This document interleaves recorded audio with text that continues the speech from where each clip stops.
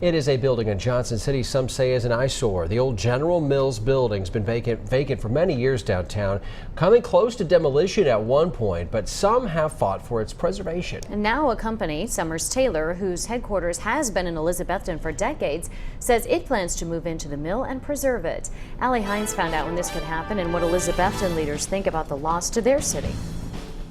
Last year, after trying to sell it for years, the Chamber of Commerce struck a deal to sell the mill to a company that planned to knock it down and rebuild apartments. But that deal fell through after neighbors protested the project, filing lawsuits in hopes of preserving the old mill. Now, Summers Taylor says it hopes to do just that. Saving and preserving the model mill has been a hope and a passion of mine for a while. After 80 years in downtown Elizabethton, construction company Summers Taylor plans to move its headquarters to downtown Johnson City. They're just out of room where they are. President of the company, Grant Summers, says his plan is to develop the whole mill, all 41,000 square feet.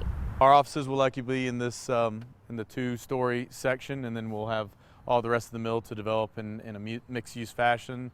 Office, retail, restaurants, possibly residential. While this is the kind of idea some in Johnson City have been hoping for, a few miles down the road, Elizabethton is losing a staple downtown tenant. We hate to see them go. They've been here for 80 years, but the employees are still going to be living here. They're still going to bring their paychecks back here and spend them, and we're going to have another business sitting in that property, once Summers Taylor is gone. But as of now, nothing is set in stone. Summers Taylor and the Chamber of Commerce Foundation have entered into a sales contract, but have not closed on the deal. If everything goes well by fall and winter, by the end of this year, we'll be starting to clean it up and start the process. And if all goes as planned, they will be moving in. You'd like it to be tomorrow, but I think probably a year and a half, just by the time you go through design, permitting, and then construction. East Tennessee State University says it will work with Summers Taylor in this process of revitalization.